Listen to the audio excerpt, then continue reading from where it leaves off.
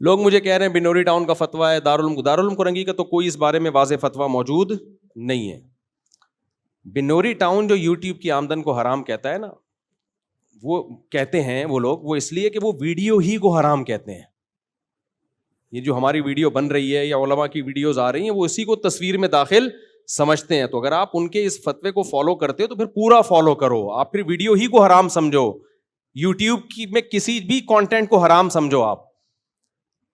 تو ہمیں اس پہ اعتراض نہیں ہے, وہ بھی علماء ہیں اور اہل حق علماء ہیں. جب علماء کا کسی مسئلے میں اختلاف ہوتا ہے تو کوئی کسی کی بھی رائے کو بھی فالو کر لے تو اس میں اس پہ ملامت نہیں ہوتی. تو اگر آپ ان کی اس رائے کو فالو کرتے ہو کہ ویڈیو حرام ہے, پھر یوٹیوب چھوڑ دو, آپ ٹک ٹاک میں جائز چیزیں دیکھنا بھی چھوڑ دو, یہ ان کی رائے ہے.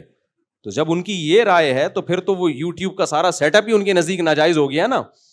ہمارے ہاں تو جو فتویٰ دے رہے ہوتے ہیں نا یوٹیوب کی آمدن حرام ہے, وہ یوٹیوب پہ آ کے ہی دے رہے ہوتے ہیں. تو بنوری ٹاؤن کی نظر میں تو یہ عمل ہی ناجائز ہے, یوٹیوب پہ آنا ہی ناجائز ہے. آپ کا بات سمجھ میں